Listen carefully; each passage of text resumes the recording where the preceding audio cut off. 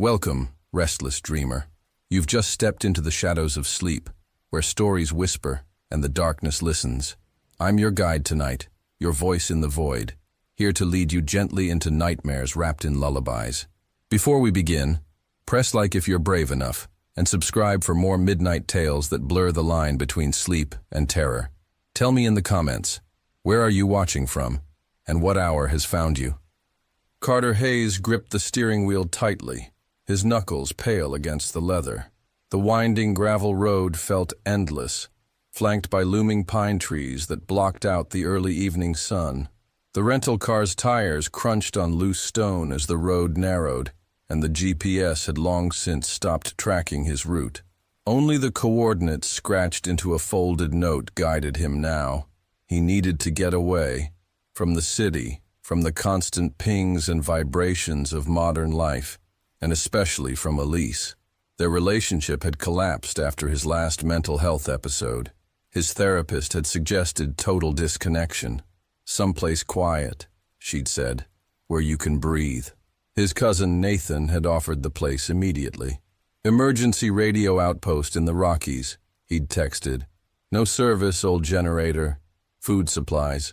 You'll be alone. The cabin emerged at the end of the road like a forgotten thought. Wood siding weathered by time, shutters loose, and an aging antenna rising behind it like a crooked spine. Carter parked, stepped out, and immediately felt the silence, thick and heavy, like air turned to wool. Inside, the cabin was spare but functional. One cot, a kerosene heater, shelves of dry goods, and an old radio console with oversized dials and switches. Dust clung to everything. A manual on the table read, Mountain Relay Unit, Station Echo 3. He powered it on. The device groaned, then sparked to life. Static filled the room, soft and constant. The first 2 days were peaceful. Carter read old paperbacks, made simple meals, and sat outside with coffee. No phone. No obligations. At night, the sound of owls and rustling leaves gave rhythm to the quiet. On the third night, he began scanning radio bands out of curiosity. Foreign chatter, weather updates, bursts of old music. Then something odd broke through. 395, 620, Echo, Echo, Carter, Carter. He froze. The voice was faint, almost muffled, but unmistakably said his name. He wrote down the frequency and time. Maybe Nathan had set up a prank? A pre-recorded file? That night, Carter barely slept. Every creak in the wood made him tense. By morning, curiosity outweighed fear. He brewed coffee, packed his bag, and followed the coordinates on foot. The hike took hours. The deeper into the forest he went, the more distorted things seemed. Trees grew taller, their bark peeling in spirals. The wind carried a hush that never quite resolved into words. He arrived at a dilapidated lookout tower. Its top was burned and blackened. Metal debris littered the base. A rusted plaque read, Forest Service Lookout, decommissioned 1982. Beneath it, someone had scratched, still here. Carter didn't linger. The forest felt too still. That night, the radio picked up again. The voice was clearer. Return. Again. See. More. They're still listening. The next morning, something had changed. The cot had moved. Just slightly. His journal was open, but the page he'd written on was torn out. In its place, new coordinates. He didn't know why he followed them. Maybe to prove something. Maybe to understand. This second location led to a clearing filled with broken CB radios and antennae, warped and half-buried. In the center, stones shaped like a figure. He didn't touch it. The air grew colder. His breath steamed in front of him, though it wasn't that cold before. That night, the generator failed. No power. Just Carter, the dark, and the radio's eerie glow, flickering even when unplugged. He tried to leave the next morning, but the road was gone. Where the gravel path once was, there were now trees, unmoving, as if they'd always been there. Every trail looped back to the cabin. He marked trees with chalk, but the marks disappeared. Time began to stretch and fold in on itself. Morning and night came without warning. His wristwatch stopped working. The radio powered on by itself again. You unlocked something buried deep. You opened the old relay. The antenna outside had collapsed in a storm, yet the voice still came through. Carter boarded the windows. He ignored the transmissions. He stopped writing down the coordinates. But the messages shifted again. Now, they weren't numbers. They were names. His, Nathan's, Elise's, his mother's. And then, one night, a message in perfect clarity. You've become the signal. Carter lost track of the days after that. Weeks? Months? His own reflection didn't seem to match his movements anymore. He found sketches in his notebook. Lines, grids, symbols. He had no memory of drawing them. Sometimes he'd speak into the radio without knowing why. Later he'd find pages filled with unfamiliar handwriting. The trees grew closer to the cabin each day, pushing against the walls, darkening the windows. One night, the generator came back to life. He hadn't refueled it. The radio light glowed green. A calm, steady voice spoke. "We're receiving now. Keep broadcasting." Carter picked up the mic. He doesn't remember what he said, but miles away, in cities where late-night static fills lonely apartments, someone, somewhere, will hear a whisper. Echo Station 3. Relay. Carter Hayes. Stay tuned, and maybe they'll tune in. Just once. Long enough to hear the signal start again. Lyle Pullman had driven this route dozens of times. Route 26 wound lazily through the evergreens of Oregon. With a half-empty coffee thermos and static on the radio, it was the perfect road to clear his head after a heated fight with his sister about selling their late mother's house. A green sign blurred past before he could read it. Reflexively, he turned off the highway onto a narrow side road. "Smooth," he muttered. He figured he'd reconnect with the main road in a few miles, once GPS kicked in, but the screen blinked. Unknown road. Recalculating. No signal. The road beneath him was cracked and overgrown. The surrounding trees loomed, tall and aged. He passed an old milestone. Mile 102 strange. This road wasn't on any map. Mile 115. Mile 127. Mile 139. The numbers ticked upward like a slow, haunting countdown. There were no exits, no homes, just trees and worn asphalt. His phone was dead. Then something blurred behind him in the mirror. A flicker, like motion just out of frame. Later, a small shape darted across the road. Gone before he could brake. There was no impact. Then came the static. The radio clicked on by itself. A soft voice whispered, "Turn back." He yanked the radio off. The silence afterward felt heavier than before. He pulled over. The trees stood unnaturally still. At the next marker, 203, someone had carved words into the pavement. "Do not go past 500. Cold air seeped through the seams of the car.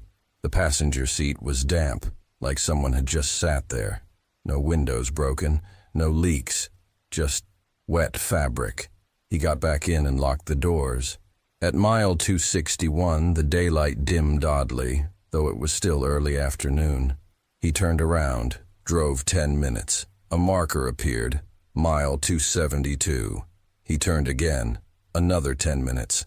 Marker, mile 273. He cursed under his breath. Every attempt to backtrack pushed him forward. At mile 301, a figure stepped onto the road, tall, in ranger gear. Its face was wrapped in fabric, only a narrow slit where the mouth should be. He swerved. When he looked back, it was gone. Mile 338. The unplugged radio turned on again. Briefly. Someone sobbed through static. "Still here. Can't get out. Miles keep going." Another voice overrode it, monotone and robotic. "You're logged in. Continue." The headlights pulsed, out of sync with the engine. Abandoned cars appeared on the roadside. Old models. Windows shattered. One had a sleeping bag inside and long, claw-like handprints on the interior glass. Human? Animal? Hard to tell. The forest thinned. He pulled over, nauseated. Below in a ravine, the pale shapes of bones glowed dimly, hundreds of them. Animal or human? He couldn't say. Something scraped his rear bumper. He turned. A long fingernail, yellowed and detached, slid across the metal as though pulled by gravity. He jumped back in and drove. At mile 492, the forest vanished for a split second, as if someone flicked off reality and turned it back on. Then, stampedes, footsteps, dozens, hundreds, running, crawling, no crashing branches, just sound. Dashboard scrambled, then displayed 499, 499.9, 500 mile.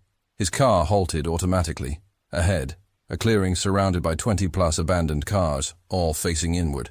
He stepped out, muscles stiff and unwilling. In the clearing's center stood a twisted sign, "Welcome to the last mile. Stay as long as the road allows."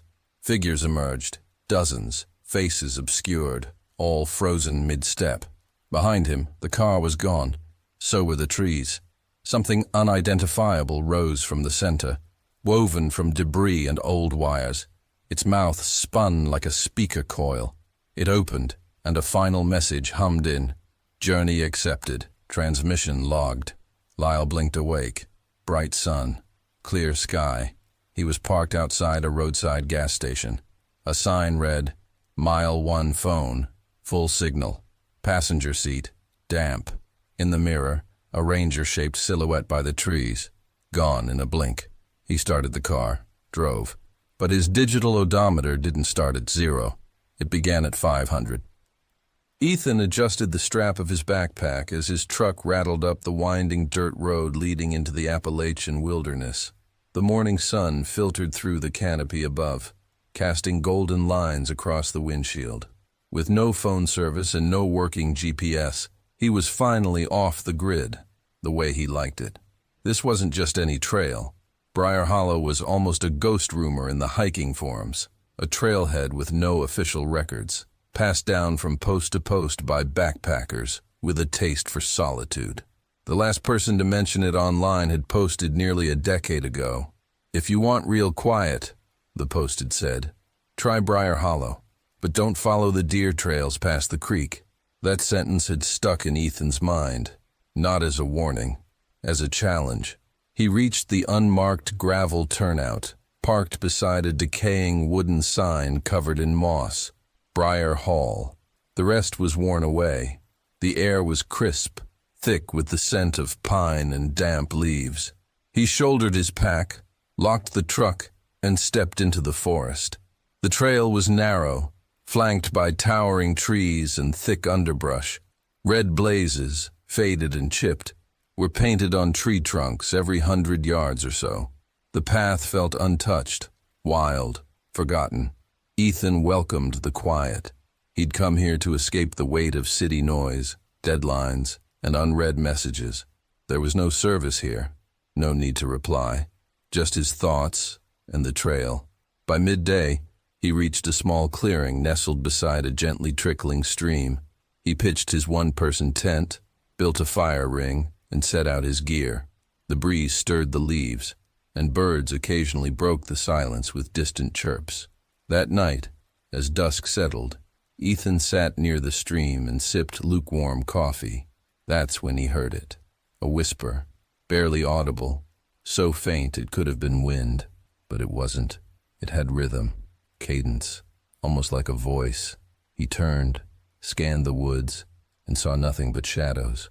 Maybe the water echoed strangely through the trees. He forced a chuckle, but his spine stayed rigid for hours afterward. The next morning, Ethan awoke to find the forest blanketed in a layer of mist. He unzipped the tent and stepped out into the damp air.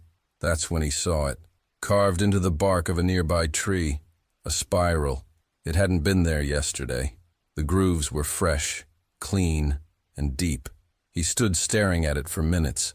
Then he shook it off. Maybe another hiker had passed through after all. But part of him didn't believe it. He decided to hike to the ridge, a known overlook that should offer a good view of the surrounding valleys. The path up was strenuous but manageable, twisting like a serpent through boulders and trees. The air thinned, the sounds dulled. At the top, the view was breathtaking. A sea of green stretched to the horizon, unbroken and wild. But Ethan didn't linger. He couldn't shake the feeling that something had shifted, subtly, almost imperceptibly. On the way back, he saw another spiral, then another, each deeper than the last. That night, the whispers returned, clearer this time. Not just rhythm, but tone, voices. Ethan sat up, heart hammering. They came from beyond the creek, deeper into the woods. He grabbed his flashlight and stepped toward the water. The beam cut through mist and caught movement, just a flicker, behind the trees. But when he moved forward, everything stilled again. Across the creek, tangled vines formed what looked like an old footpath, barely visible. It wound between trees that were marked with spirals, faint but present. He stood at the edge, flashlight trembling. He didn't cross, not yet. The next morning the red trailblazes were gone. The same trees, the same terrain, but no markings. The trail had vanished. Ethan retraced his steps. Nothing. It was as if the forest had grown overnight and erased his way out. Panic clawed at his chest, but he forced himself to stay calm. He had a compass, a map. He just needed to orient himself. He headed back to the creek to reset his bearings, but there, in the mud by the bank, bare footprints, small, human, too small to be an adult. They led across the water, to the spiral path. This time, he followed. The path narrowed and twisted. The trees grew strange, gnarled, split at unnatural angles. Some had hollow eyes where branches should be. The air grew heavy, and the light dimmed, even though it was midday. Then the woods opened into a clearing. At its center stood a circle of stones, weathered and cracked, as if they had been there for centuries. Standing around it were figures, silent, still, barely human. Their heads were covered with cloth or carved wooden masks. Bark-like robes clung to them, blending with the trees. Ethan didn't approach. He didn't speak. Every instinct screamed at him to turn back. Then he looked down. His shoes were gone. He hadn't noticed. He turned and ran, branches slapping his face, thorns tearing at his arms. The trees blurred. The spirals multiplied, carved on trees, formed in the dirt, drawn on stones. Voices swelled. Men, women, children, none clear. They whispered, laughed, cried. His chest burned. His legs ached. Then, light. He broke through the forest and found the old gravel turnout. His truck was there, unmoved. He stumbled toward it and fell against the door, gasping. Back in the city, Ethan resumed his routine. He never mentioned Briar Hollow. He deleted the GPS history, burned the paper map, and threw away his hiking gear. But some nights, when everything is quiet, he hears those whispers again, just behind the walls, just beyond memory. And outside his apartment window, across the street, carved into the bark of an old oak tree, a fresh spiral,